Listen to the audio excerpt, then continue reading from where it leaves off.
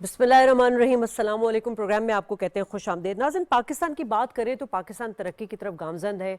मईशत जो है वो सही सिमत में जा रही है। इस वक्त Pakistan stock exchange 1 lakh points की तारीखी सतह अबूर कर चुका है। पेट्रोल ले ले, आटा ले ले, बिजली ले ले, पिछले साल की निस्बत इनकी जो प्राइजेज़ हैं उनमें कमी आई है। महंगाई सिंगल डिजिट पर आ चुकी है। ज़र मुबादला के ज़खायर, हमारी इंपोर्ट, हमारी आईटी एक्सपोर्ट जो है, इंपोर्ट में कमी आई है। आईटी एक्सपोर्ट और जो दीगर जो एक्सपोर्ट्स हैं उनमें इजाफा हुआ है। हमारे रेमिटेंस ले लें, हमारी एफडीआई ले लें, उनमें भी हमने बतदरीज और खातिर ख्वाह इजाफा देखा है। और ये सब कोई कहानी नहीं है नाज़रीन, ये एक हकीकत है। और इस हकीकत का आज जिक्र किया है वफाकी वज़ीर इत्तलात अता तारड़ साहब ने भी। और एक और तल्ख हकीकत और अफसोसनाक हकीकत ये भी है कि पाकिस्तान ही की एक सियासी जमात है जो हर ऐसे मौके पर इंतशार और अनारकी पैदा करती है जब कोई अहम मौका होता है। यकीनन हकीकी आज़ादी का नारा लगाने वाली पीटीआई की बात कर रहे हैं हम, जिनके पसे पर्दा मकासद तो ये नज़र आ रहे हैं कि वो सिर्फ और सिर्फ बानिए पीटीआई को रिहा करना चाहते हैं, और जिनके बारे में कहा यह जाता है कि वो चोरी के इल्ज़ाम में जो है जेल में है। और सो कॉल्ड पुरअमन एहतजाज करने वाली जो इनकी पीटीआई की जमात है, वो इस वक्त इंतशारी टोले ने एक पुलिस एहलकार शहीद कर दिया है, जबकि 70 एहलकार जो है वो ज़ख्मी भी हैं। साथ साथ प्राइम मिनिस्टर साहब की भी इस पर शदीद अल्फाज में मजम्मत आई है और उन्होंने कहा है कि जो मुलविस अफराद हैं उनको उनकी निशानदेही करके उनको सज़ा दिलवाई जाए। नाज़रीन, ये एक सियासी जमात, जबकि अपने अंदर उनके हम देख सकते हैं कि बड़ी फूट पड़ी हुई है, कौन लीड कर रहा है बड़ी कन्फ्यूजन का शिकार है। और साथ साथ उनकी जो अहम कायदीन है वो भी एहतजाज से गायब नज़र आ रहे हैं। साथ साथ वो खातून इसको लीड कर रही हैं जिनके बारे में कहा यह जा रहा है कि वो एक घरेलू खातून है, गैर सियासी खातून है, बापर्दा खातून है, हम उनका एहतराम भी करते हैं।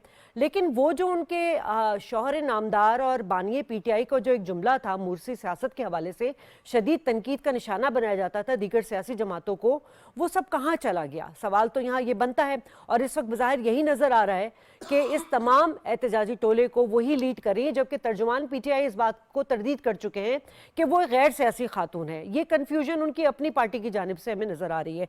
इस पर तो हम बात करेंगे, लेकिन साथ साथ हम ये भी बात करेंगे कि ये जो तर्ज सियासत बुशरा बीबी ने अपनाई है जो हमें नज़र आ रही है, उसमें उन्होंने जिस तरह के मुतनाज़ा बयानात दिए हैं, तो यकीनन जो दुश्मन क़ुव्वतें हैं वो तो इससे खुश हो रही होंगी। और साथ साथ उन्होंने आवाम से भी अपील की है कि वो निकले हकीकी आज़ादी के लिए, बानी पीटीआई की रिहाई के लिए। तो सवाल यहाँ उनसे ये बनता है कि क्या उनके अपने बच्चे, उनके अपने नवासे पोते पोती इस एहतजाज में शामिल हैं?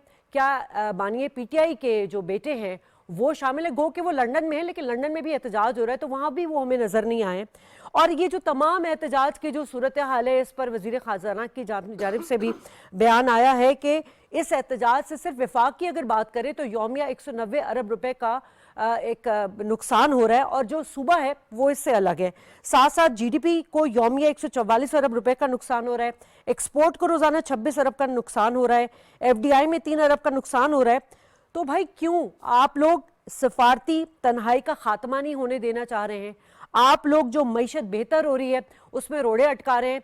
इसी पर हम बात करेंगे पहले सेगमेंट में। मेहमानों का तारुफ करा दूं, मौजूद है इस वक्त स्टूडियो में जवाद फैजी साहब, तज्जियाकार हैं। शुक्रिया सर, आप तशरीफ लाए।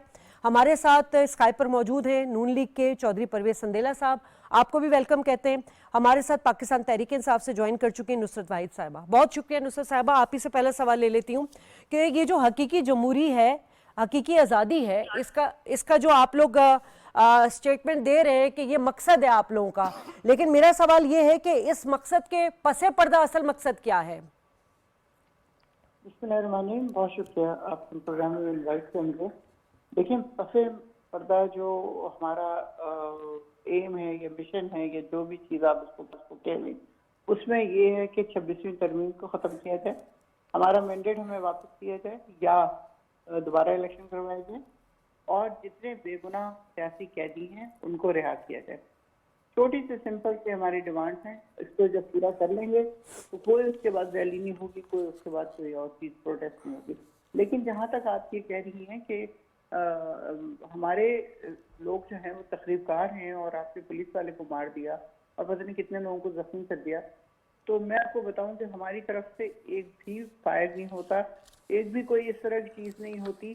पुलिस की गैस, मैं देख रही हूँ वीडियो सारी, और उसमें नजर आ रहा है कि कितना ज्यादा पुलिस आंसू गैस फेंक रही है और किस किस तरह उन लोगों को इज्जतें दी जा रही हैं जो इस वक्त रैलीज में आ रहे हैं। 8 किलोमीटर लंबी रैली गंडापुर लेके आ रहे हैं और उसके अलावा पूरे मुल्क के हर सूबे से बेइंतहा लोग इसमें शरीक हो रहे हैं। किस लिए? सिर्फ इसलिए कि महंगाई इन लोगों ने आसमान पे पहुंचा दी है और आप बहुत आपकी महंगाई कम हो गई है।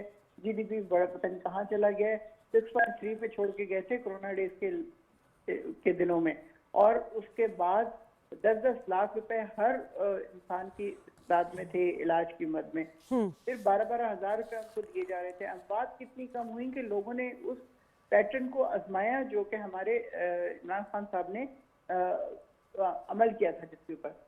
फिर उसके बाद डैम शुरू हुए, फिर और बहुत सारी चीजें ऐसी हैं जो मैं गिनवाना शुरू करूँ तो आपको प्रोग्राम चले आप गिनवाएंगी तो बाद में हमें, लेकिन मैं पहले आप ही की बात का जवाब दे दूं नुसरत साहिबा। ये जो आप कह रही हैं कि हम लोग पुरअमन एहतजाज कर रहे हैं, तो सरगोदा, अटक, वाक एंड कटी पहाड़ी, यहाँ पर आप ही के लोगों की वजह से जो है पुलिस पर पथराव किया गया, गोली मारी गई है गर्दनों में, पैरों पर। एक कांस्टेबल बेचारा शहीद हो चुका है। दूसरी बात यह कि आप लोग किस हैसियत से ये एहतजाज कर रहे हैं, क्योंकि दफा 144 नाफिज है। तीसरी बात, इस्लामाबाद हाई कोर्ट का बहुत क्लियर जो है, आप लोग को पता होगा, ये तो फिर तौहीन अदालत के जुमरे में आएगा या नहीं आएगा, इस पर हम डिबेट बाद में करेंगे। क्या लग रहा है परवेज साहब आपको, ये तमाम चीजें जो हुकूमत के इकदामात हैं, यकीनन इस वक्त हम जो कोशिशें देख रहे हैं हुकूमत की जानिब से, मुआशी इस्तेहकाम लाना, सफारती तन्हाई का खात्मा करना, ये क्या वजह लगती है कि जब कोई अहम दौरा मुतवक्के होता है कि पीटीआई की जानिब से इस तरह की जो है वो एहतजाज और धरने की कॉल आ जाती है? बिस्मिल्लाहिर्रहमानिर्रहीम, अस्सलाम वालेकुम। देखें, ये पहली दफ़ा नहीं हो रहा। पाकिस्तानी तहरीक इंतशार बल्कि इंसाफ जिनका नाम है, उनका ये वतीरा है। अब 2013 में देख लें क्या किया था। चले उस वक्त तो स्पोर्ट थी, उस वक्त तो कोई बैग थी, सब कुछ हो गया, लेकिन शायद ये अभी भी उसी तरह के कुछ ख्वाब देख रहे हैं। हालांकि उस वक्त भी ये हुकूमत नहीं गिरा पाए थे। 126 दिन नाच गाने के बावजूद भी कोई ऐसी हैपन नहीं हुई थी पाकिस्तान में, लेकिन नुकसान हुआ था, इसमें कोई शक नहीं है। चाइनीज सदर उस वक्त जो पाकिस्तान में पाकिस्तान की तारीख की सबसे बड़ी इन्वेस्टमेंट लेके आ रहे थे, वो लेट हो गई थी, ये नुकसान हुआ था। और वही नुकसान आज हो रहा है। एक दिन में आप ये देखें कि एक दिन में अरबों रुपए का नुकसान होता है। खाली ट्रांसपोर्ट को देखें, बच्चों का स्कूल आना जाना, ये मकसद है इमरान खान साहब का, पाकिस्तान तहरीक इंसाफ का। ये जो इस वक्त पाकिस्तान की तरक्की का पहिया चल निकला है, सुबह शाम शहबाज शरीफ साहब अगर शाम को वो सऊदी अरब में है तो अगले दिन हमें बाकू में नजर आते हैं, और फिर यहाँ पे वापस आते हैं तो किसी दूसरे मुल्क का, बेलारूस का सदर जो है, इन हालात में भी जब आपके मुल्क में अपोजिशन जमात ये कर रही है कि उन्होंने हर हाल में पूरा जो कैपिटल है उसको ब्लॉक करना, लेकिन बेलारूस का सदर अपनी पुरानी दोस्ती, अपने पुराने तलकात को निभाते हुए इस वक्त इस्लामाबाद में मौजूद है। देखें, अभी मेरी बहन जिक्र कर रही थी इमरान खान के दौर के कुछ ऐसे कारनामों का जिनको खुदारा दोबारा अल्लाह ना ही इस मुल्क में वो तशरीफ लाएं और दिखाएं। 1 लाख से क्रॉस कर गई आपकी स्टॉक मार्केट। क्या कभी पाकिस्तानी तारीख में, और ये आपको पता है इससे पहले भी हमेशा पाकिस्तान मुस्लिम लीग नून की जो हुकूमत है वो अपनी स्टॉक मार्केट पर बड़े फख्र से बताते थे। वो भी पीएमएलएन के दौर में हुआ था जो 50,000 क्रॉस की थी और अभी 1 लाख क्रॉस कर चुकी है। और ये वो इशारे हैं, ये वो तरक्की का पहिया है जो चल निकला है। और हमें जाहिर है इमरान खान साहब की इसी में सियासी मौत है कि अगर पाकिस्तान तरक्की कर गया, उनका झूठ जो सुबह शाम वो बोलते हैं लोगों ने सुनना छोड़ दिया, तो फिर वो क्या करेंगे, उनके पास चारा क्या होगा। मुझे जरा ये बताएं कि दुनिया के किसी मुल्क में होता है कुछ सियासी कैदी हो, वो सियासी कैदी हो, उसने कुछ चोरी की है, उसने कोई पता नहीं 180 अरब का फ्रॉड किया है कोई तोशा खाना से, और उसने कोई 9 मई के, तो क्या उसको तालिबान की तरफ पर आप एक जत्थे की सूरत में जेल से छुड़ाकर ले जाएंगे? क्या मुमकिन है ऐसा मुमकिन नहीं है। उनको तरीकाकार वही इख्तियार करना पड़ेगा जो अदालतों से अपनी वो रिहाई करवा सकते हैं। बाकी ये जो मेरी बहन कह रही थी ना कि उनके हमारा मैंडेट, केड़ा मैंडेट ਤੁਹਾਡਾ, कौन सा मैंडेट तुम लोग, कौन से वोट पड़े हैं आप लोगों को? अगर वोट पड़े होते तो फिर आप लोगों को कम से कम ये तो ना करना पड़ता। हाँ, आप लोगों को वोट पड़े नहीं, जो वोट पड़वा के गया था वो भी अब अपनी सजा का मुंतजिर है। तो इस किस्म का कोई ये जो, और ये मैंडेट वापस कर दे, क्या मैंडेट इस तरह वापस होते हैं? मैंडेट इसी तरह वापस नहीं होते कि आप अपने हथियार लेके आ जाएं, बंदूकें लेके आ जाएं, और पुलिस वाले, देखें खराजे तहसीन पेश करता हूं मैं पुलिस वालों को, उन्होंने एक डीपीओ ने रोका हुआ है। तो सोचें इस्लामाबाद में क्या इंतजामात होंगे, कैसी खातर मुदारत होगी। तो बेहतर है कि सियासी जद्दोजहद करें, जमहूरी तरीके से अपनी सियासी जमात का केस लड़ें। एक दहशतगर्द जमात का लेबल अपने ऊपर ना लगवाएं। अभी 9 मई वाला जो है ना, वो आप लोगों से हिटा नहीं। अभी 9 मई में सजाएं शुरू हो गई हैं और आप लोग एक दूसरी 9 मई करने आ गए हैं। और बुशरा बीबी को लॉन्च कर रहा है, और जिस तरह की वो कंपेन कर रही हैं, जिस तरह की वो गुफ्तगू कर रही हैं, जिस तरह की वो सफारती तलकात खराब कर रहे हैं, सऊदी अरब जैसे मुल्क में जहां से शरीयत शुरू हुई है वो वहां पर शरीयत खत्म करने का इल्जाम लगा रही हैं। तो इन चीजों से इमरान खान बाहर नहीं आएंगे ठीक और है। ना ही कभी किसी मुल्क में आए हैं। ठीक है। जवाद फैजी साहब, 25 मई 2022 बहुत ज़्यादा पुरानी बात नहीं कर रही हूँ मैं। अदम एतमाद तहरीक के बाद हमने देखा था कि बानिए पीटीआई ने 2 जो है वो लॉन्ग मार्च किए थे। उसके बाद जो पिछले धरने हमने देखे, जो शुरू हुआ, जो आगाज़ हुआ, और अब ये हालिया जो फाइनल कॉल दी गई है, क्या हासिल कर लिया पिछले धरनों से, जलसों से, एहतजाज से, जो आप कुछ हासिल करने जा रही है पीटीआई? देखें, हासिल तो उन्होंने कर लिया। जो बैरूनी आका है उनकी खुशनुदी हासिल कर ली, उनसे थपकियाँ ले ली, उनसे शाबाशियाँ ले ली। अभी बात कर रहे थे संधेला साहब, पिछली दफ़ा जब ये आए थे तो एक इनके सियासी कज़न थे कादरी साहब, वो यहाँ कब्रें खोद रहे थे, कफन लहरा रहे थे और ये फरमा रहे थे कि मैं अपने मौज़े जराबें भी जो है वो छोड़ आया हूँ और मैं अब नहीं आऊँगा, और जो तुम्हें रोके उसे भी शहीद कर दो, ये अल्फाज कहे जा रहे थे। इस बार भी इन्होंने कोशिश की कि चले वो मौलाना नहीं तो मौलाना फजलुर रहमान का साथ हासिल हो जाए उनके पीछे। इन्होंने नमाजें भी पढ़ी उनकी इमामत में और बार बार उनके घर के चक्कर भी लगाए, लेकिन मौलाना नहीं माने। मौलाना को कादरी थोड़ी है खुदा ना खास्ता, उन्होंने कहा नहीं, ये मौका सही है ही नहीं और ये तहरीक का कोई बनता भी नहीं। उनके भी इख्तलाफात होंगे हुकूमत से, लेकिन उन्होंने कहा ऐसा मुमकिन नहीं है। आपने भी बात की, देखिए मसला सिर्फ ये है कि मैं तो फिर जब तारीख़ को पढ़ता हूँ और जो उसके वर्क गर्दानी करता हूँ तो मुझे तो ये नज़र आता है कि वो CPEC उसे भी नहीं चलने दिया, और सबसे पहले चीन के साथ, फिर एब्सोल्युटली नॉट अमेरिका के साथ, और अब सऊदी अरब के साथ हमारे जो देरीना ताल्लुकात हैं, बहुत गहरे ताल्लुकात हैं, बहुत मीठे ताल्लुकात हैं, ईमानी ताल्लुकात हैं। लिहाजा हमारा तो ईमानी तौर पे मरकज़ो महवर है अरमैन शरीफैन। लिहाजा उस हवाले से बात करना, मैं तो ये भी चाहूँगा कि मोहतरमा जिनके बारे में आज आरफ अलवी साहब ने बड़ी ही कमाल किस्म की अपने वालों एक वो एक्स पे ट्वीट की है कि बड़ी पाक दामन है, होंगी, अल्लाह करे सभी पाक दामन हो, लेकिन उनके साथ कंटेनर पे खड़ा एक शख्स है, उसकी तस्वीरें वायरल हो रही हैं, परवेज़ नाम है, और ये वो बंदा है जिसके बारे में मानिका साहब ने भी केस करवाया था, FIR दर्ज करवाई थी कि ये है असल फसाद की जड़, और उसके बारे में मुबैना तौर पे ये कहा जाता है कि उनसे सीखा है जो जादू शादू करना और ये अंगूठियाँ शगूठियाँ घुमाना। मैं वो 5 कैरेट और 10 कैरेट की बात नहीं कर रहा, दूसरी अंगूठियाँ जिनके बारे में बहुत सारी हैं, जिनके हम सुना करते थे कि धुआं सा उठता है, कहाँ से उठता है, प्राइम मिनिस्टर हाउस से उठता है, और क्या क्या विरद वजीफ़े किए जाते हैं। लिहाजा ये सारी चीज़ें, फिर इनके ट्वीट, इनके ख़यालात सुनता हूँ मैं, सच्ची बात है शर्म आती है। आज एक इंतहाई अहम दिन है, बेलारूस के प्रेसिडेंट यहाँ पे हैं और मुल्क के अजीज़ के मामलात और उस मुल्क के मामलात को मिल के चलाने के लिए ज़राअत के शोबे में, दीगर शोबाजात में, ऐसे मौके पे ये सब कुछ करना और फिर उस पर गुफ्तगू भी ऐसी करना। और मैं तो सच्ची बात है हैरान हूँ कि कौन कौन हमारे मुल्क में सदर मुमलकत के ओहदे पे और कौन कौन वज़ीर आज़म के ओहदे पे मुतमक्कन रह चुके हैं। मुझे तो सच्ची बात है बड़ा अफसोस होता है। ठीक है नुसरत साहिबा, कुछ नाकदीन ये भी बात कर रहे हैं कि बड़ी कन्फ्यूजन का शिकार है ये जो आप लोगों का एक रैला आ रहा है पीटीआई का। मतलब उसमें लीड तो बज़ाहिर हमें सिर्फ यही नज़र आ रही है। अली अमीन गंडापुर कहाँ रहे सारा दिन? आज कोई उनका कहते हैं ना शोला बयानी वाला स्टेटमेंट हमें नज़र नहीं आया, कहीं वो हमें नज़र नहीं आए। सिर्फ हमें बुशरा बीबी ही नज़र आ रही है। तो इसका मतलब ये है कि अब कमान बुशरा बीबी के हाथ में है, वो बाकायदा सियासत में दाखिल हो चुकी हैं। जहाँ तक आप बात करिए बुशरा बीबी की कि उन्होंने कमांड संभाली है या ये वो सियासी हो गई हैं, और वो खान साहब ने तो कहा था मरूसी सियासत नहीं आएगी। क्या आपको याद है जब भुट्टो को फांसी दी गई थी तो नुसरत भुट्टो ने कमांड संभाली थी कुछ दिनों के लिए। फिर उसके बाद जब नवाज शरीफ साहब के ऊपर कुछ हो रहा था, उनको जेल में डाला गया था, तो उनकी बेगम साहिबा ने कुलसूम तो उनका तो खानदान भी था ना, बिल्कुल करना चाहिए बुशरा बीबी को अपने हस्बैंड के लिए बिल्कुल निकलना चाहिए। सियासी जद्दोजहद अगर वो कर रही हैं तो बाकायदा उसको अनाउंस कर देना। फिर कि उनके हस्बैंड इस वक्त जेल में हैं, he can not contact with outer world, और वो ही रोजाना चूंकि अदालतों में जाती हैं, उनसे मुलाकात होती है, और वो जो भी बात करते हैं वो आके बाहर बात करती है। अगर खान साहब एक दफा बाहर आ जाते हैं और उसके बाद आपको बुशरा बीबी नजर आएंगे, उनकी बहनें नजर आएंगे, तो फिर आप कहिएगा कि देखिए जी, आपने अगर बात की भुट्टो साहब की, तो नुसरत भुट्टो हमें नजर आई, बेनजीर साहबा हमें नजर आई।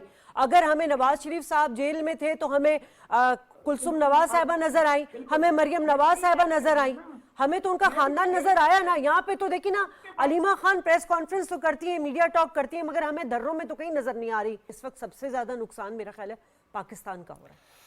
यकीनन पाकिस्तान का ही हो रहा है जी। देखिए, मेरी बहन जो गुफ्तगू फरमा रही हैं, तो उन्होंने तो बता दिया खुल के कि जब तक खान साहब बाहर नहीं आते ये धरने तहरीक जारी रहेगी। नहीं, मेरे नज़दीक इस मुल्क पे लाखों इमरान खान और लाखों जवाद फैज़ी और लाखों वज़ीर आज़म, लाखों आर्मी चीफ कुर्बान, क्योंकि पाकिस्तान है तो सब कुछ है, और पाकिस्तान के बगैर कोई किसी का नहीं है, और कोई शख्सियत परस्ती की गुंजाइश नहीं है यहाँ पे कि पाकिस्तान के हवाले से सामने एक बंदे को लाके खड़ा किए। अभी सदेला साहब जो कह रहे थे, उनकी किताब पढ़ लेना, प्ले बॉय से लेके कहाँ कहाँ तक वो हुआ है, लिहाजा उस पर वो बेचारी बच्ची जो है वो आज तक हक मांग रही है कि मुझे बेटी तस्लीम किया जाए।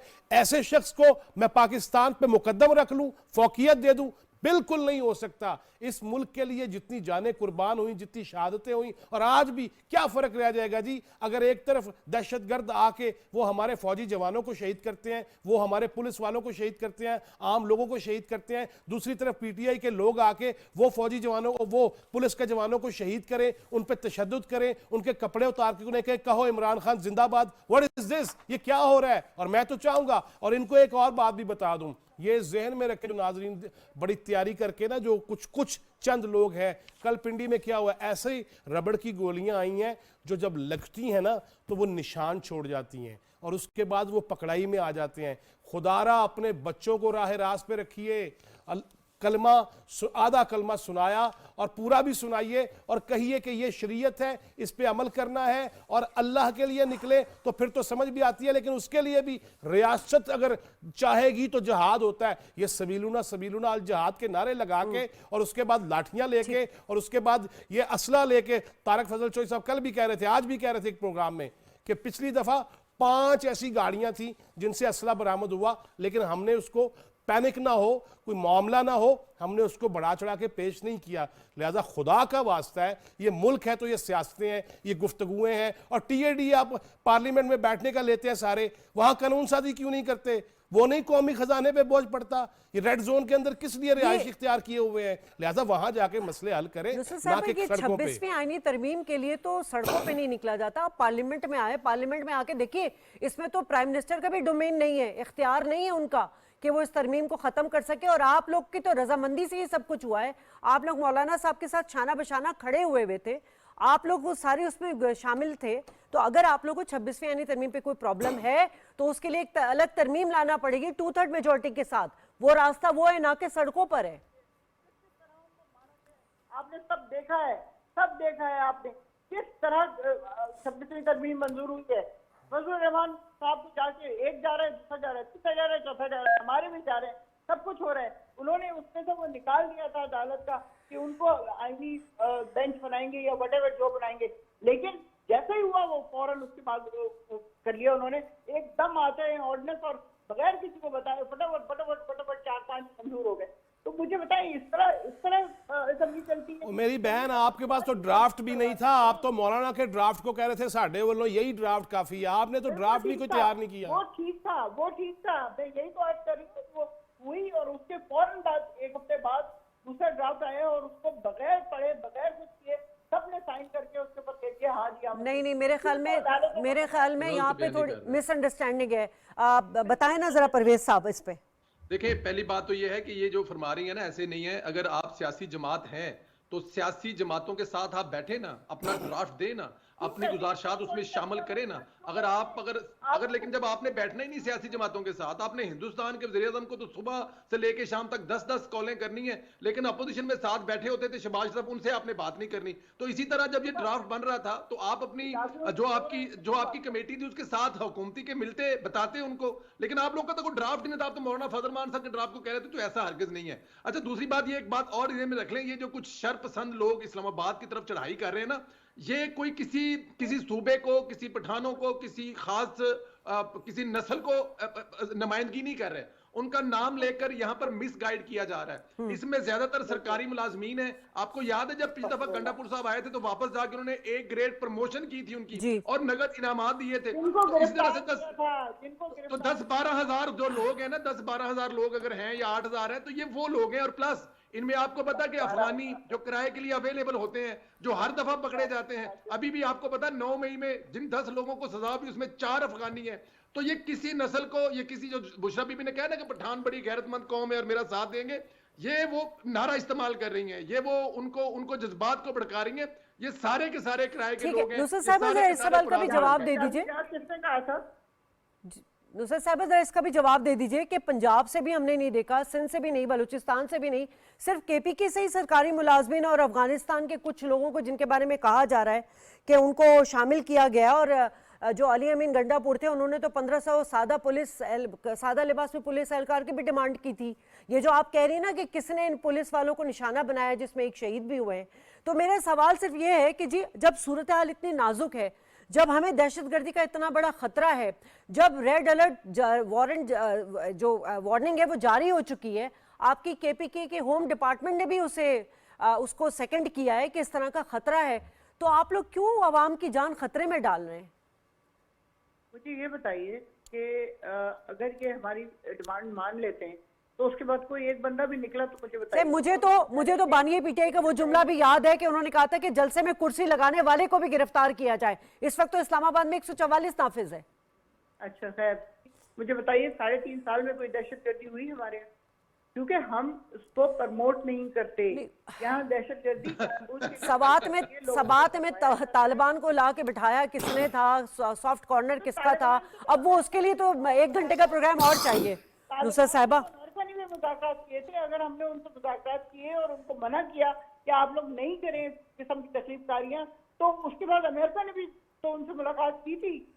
ये कोई ऐसी अनहोनी बात तो नहीं है तालिबान होना। तो आप भुगत भी तो रहा ना, पाकिस्तान जो आप लोगों ने ला के बिठाए थे, पाकिस्तान भुगत भी रहा ना दहशतगर्दों को। नुसरत साहब, आप तो शक को यकीन में बदल रही हैं। आपके बयानात, आपकी बातें इस वक्त तो ऐसी हैं कि आप शक को यकीन में बदल रही हैं। फैजी साहब लास्ट कमेंट कर दें सर। इस कौम के साथ जितना मजाक हो चुका है, जितनी ज्यादती हो चुकी है, अब किस तरह ये आज एतराफ भी हो गया कि हाँ वो मुसलमान है। मुसलमान का क्या मतलब है? वो भी अपने आप को मुसलमान ही कहते हैं, जो मस्जिदों के अंदर आके बम धमाके करते हैं, जो फौजी जवानों को शहीद करते हैं, जो बच्चे नहीं छोड़ते, बुजुर्ग नहीं छोड़ते और दरख्त नहीं छोड़ते, जो जन्नत में घर होता है और हमने बचपन से पढ़ रखा है। लिहाजा अजीब सी बातें हो रही हैं। मैं क्या कहूं, मैं तो इन्ना लिल्लाहि व इन्ना इलैहि राजिऊन नहीं पढ़ सकता हूं।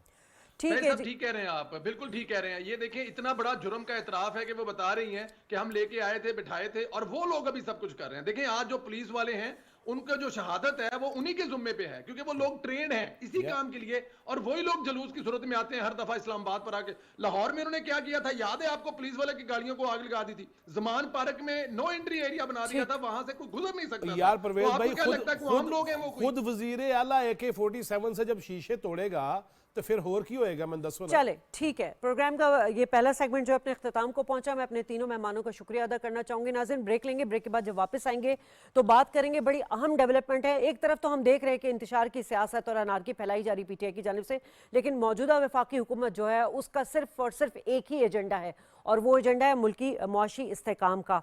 प्राइम मिनिस्टर शहबाज शरीफ की दावत पर आज बेलारूस के सदर 3 रोज़ा दौरे पर पहुंच चुके हैं। गैर मुल्की सरमायाकारी के नए दौर का आगाज हो चुका है। बात करेंगे इस ब्रेक के बाद।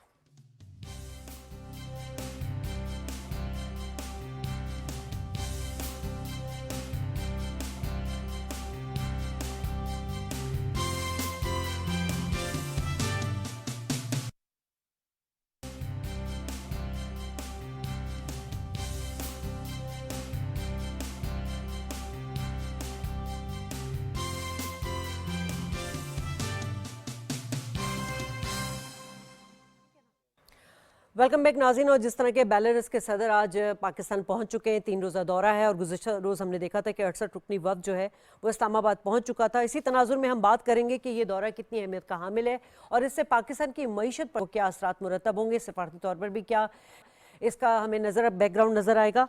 अपने पैनल का तारुफ करा दूँ, मेरे साथ मौजूद हैं इस वक्त सोहेल इकबाल, तज्ज़ियाकार हैं। बहुत शुक्रिया सोहेल, आपने हमें ज्वाइन किया। हमारे साथ शाहिद कियानी साहब मौजूद हैं, साबिक सफीर। आपको भी वेलकम कहते हैं शाहिद साहब। शाहिद साहब, पहला सवाल, वालेकुम सलाम सर। पहला सवाल आपसे ले लेती हूँ कि बेलारूस सदर का दौरा और इस वक्त जो पाकिस्तान के जो सिफारती ताल्लुकात हैं, मौजूदा जियो पॉलिटिक्स में दोनों मुल्कों का एक दूसरे के साथ इस तरह इक्तिसादी तिजारत को और दीगर ताल्लुकात को फ़रोग देना कितनी अहमियत का हामिल है? देखिए जी, मैं जरा बड़ी प्रैक्टिकल बात करूंगा। अच्छा। मैं कई महीने सुन रहा था, नहीं जी नहीं, पाकिस्तान डिप्लोमेटिकली आइसोलेट हो गया, इकोनॉमिक कोऑपरेशन नहीं है। आप देखिए कि मलेशियन वजीर आजम से शुरू हुआ, पाक सऊदी बिजनेस फोरम हुआ, SCO हुई, उसके बाद प्रेसिडेंट लुकाशेंको जो 1994 से बेलारूस के सदर हैं, छोटा सा मुल्क है लेकिन वो हैवी इंडस्ट्रीज में काफी उनकी महारत है। 2016 में भी पहले ही आ चुके हैं सदर साहब। और फिर देखिए इसकी अहमियत क्या है कि ये अकेले नहीं आए, पहले बिजनेसमैन आए हैं, पूरा जहाज भरकर आया जी। और उन्होंने मीटिंग्स की हैं, उन्होंने एग्रीमेंट जो है वो साइन होंगी। पिछली जो JPMC जॉइंट मिनिस्ट्रियल कमीशन में जो एग्रीमेंट साइन हुए थे या एग्री किए थे, उनको फॉलो अप किया जा रहा है।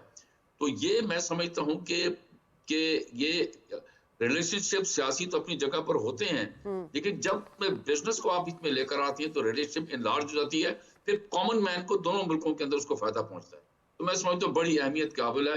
और मैं ये कहता हूँ कि इस हुकूमत को बहुत क्रेडिट जाता है कि वो ना के सियासी तौर पर मुल्कों की रिलेशनशिप को इनलार्ज कर रहे हैं, लेकिन बिजनेस कर रहे हैं जिसके लिए हम जो आम आदमी या बिजनेसमैन वो ये देख रहा होता है कि क्या मुझे या दूसरे मुल्कों को क्या से फायदा पहुंचेगा कि नहीं।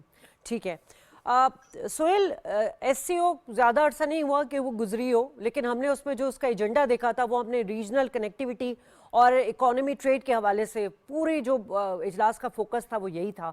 उस वक्त हमने देखा था बेलारूस के प्राइम मिनिस्टर साहब भी आए थे और उस वक्त की बात थी कि हैवी इंडस्ट्री के ऊपर जो है वो बातचीत हुई थी। यकीनन ये जो इस वक्त दौरा है ये उसी का शाखसान है।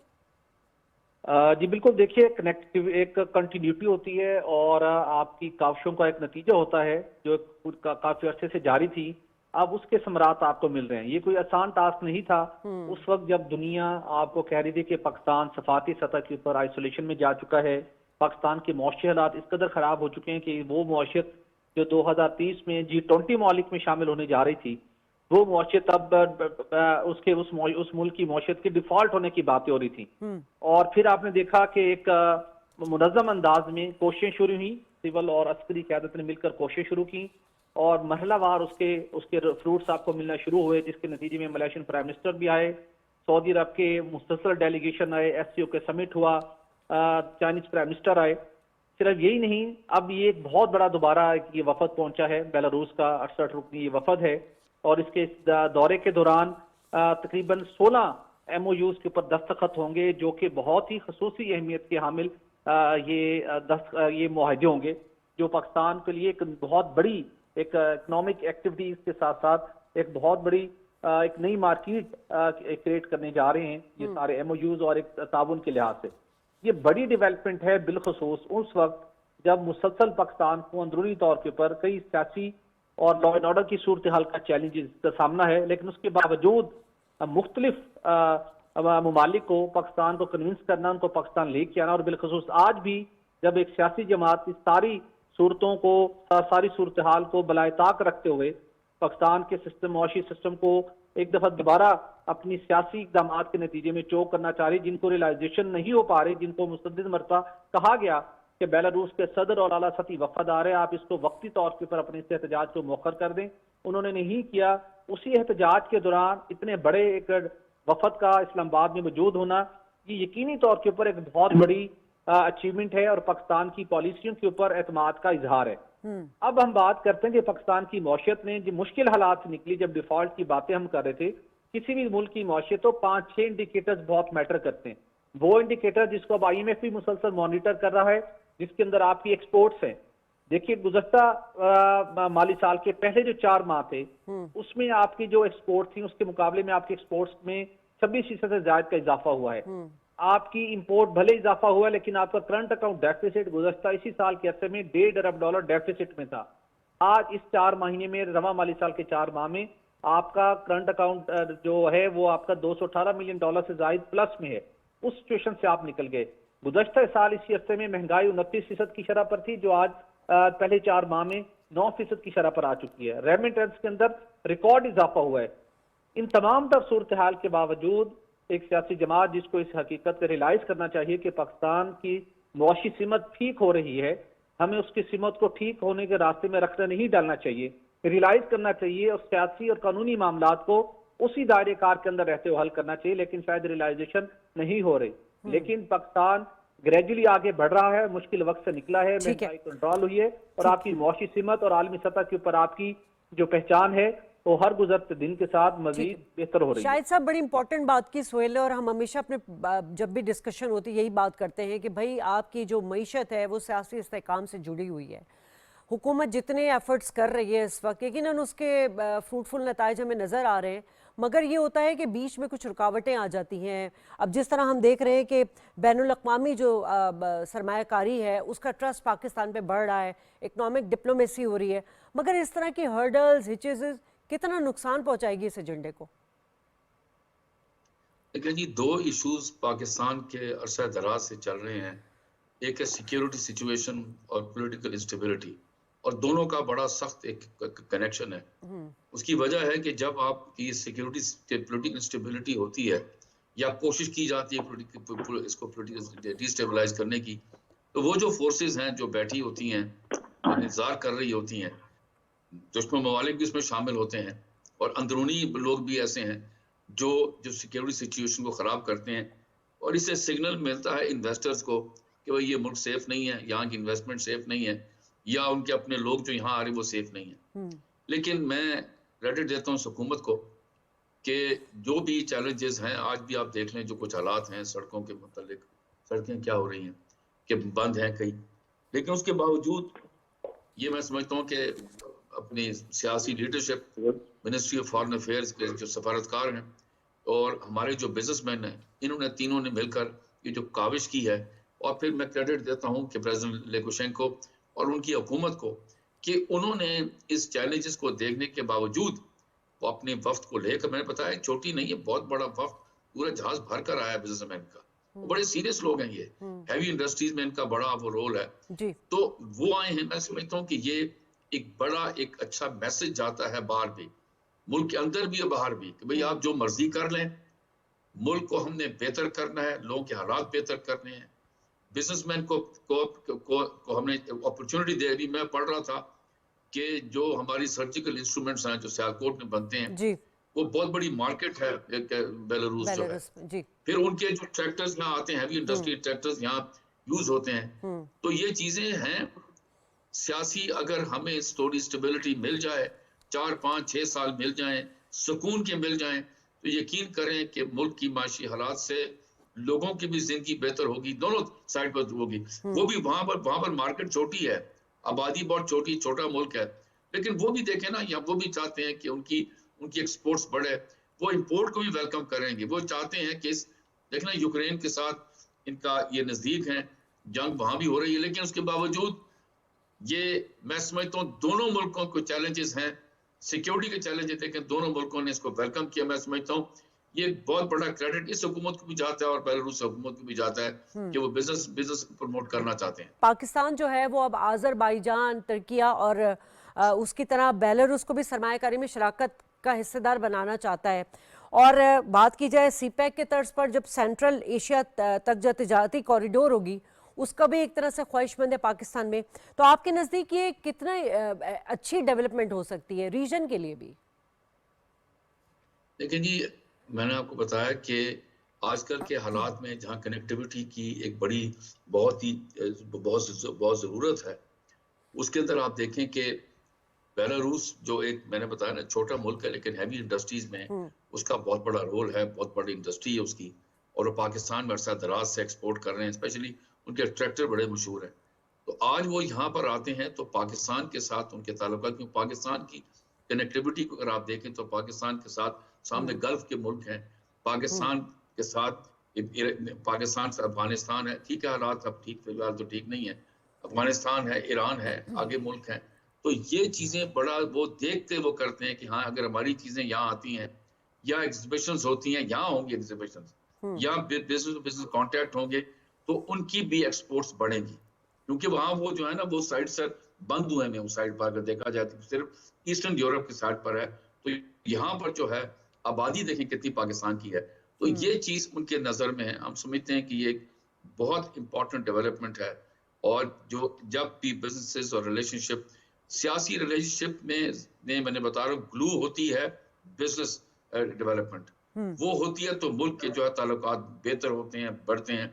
क्योंकि मैं बार बार कहूंगा कि आम आदमी को जब फायदा पहुंचता है या बिजनेसेस को फायदा पहुंचता है तो जनाब एक तो आम आदमी को फायदा पहुंचेगा, जॉब्स क्रिएशन होंगी, तो ये बहुत ही जरूरी है दोनों ममालिक के लिए।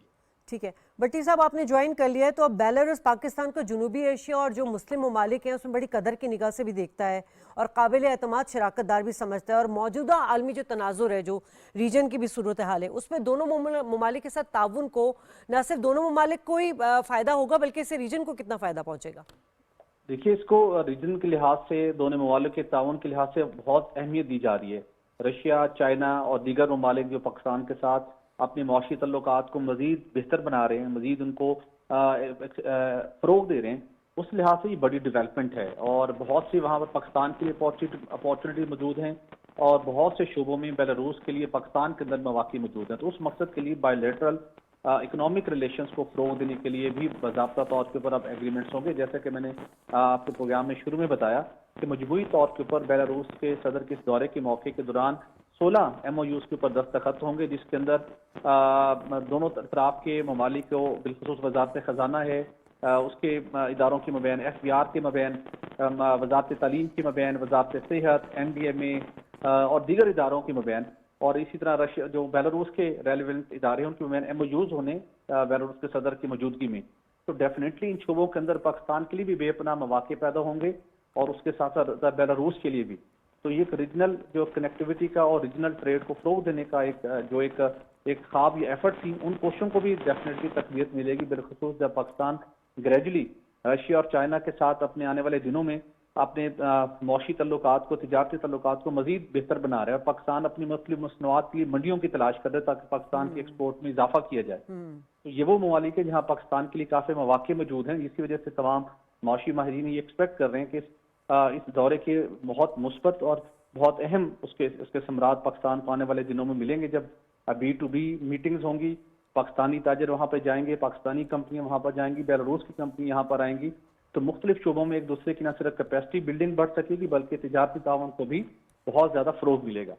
ठीक है। सुहेल इकबाल भट्टी और शाहिद साहब, आप दोनों का बहुत प्रोग्राम का वक्त ख़त्म हो रहा है। नाज़रीन, एक आम आदमी, एक आम पाकिस्तानी जानता है कि इस वक्त पाकिस्तान का असल मसला जो है वो मईशत है। मईशत में इस्तेहकाम होगा तो तमाम चीज़ें इन हाउडर हो जाएंगी। दूसरा मसला सिक्योरिटी मामलात का है। जिस तरह दहशतगर्दी का सामना है उससे हमारी इस्टेब्लिशमेंट, हमारी जो अफवाज पाकिस्तान, हमारी एजेंसी है, हमारी सिविलियन हुकूमत है, वो तमाम नबर्द आजमा है और जो फ्रूटफुल नताइज हासिल हो रहे हैं वो सबके सामने है। पाकिस्तान को इस वक्त मौशी इस्तेहकाम की सख्त ज़रूरत है, ना कि सियासी इंतशार की। प्रोग्राम से इजाज़त, अल्लाह ने के पान।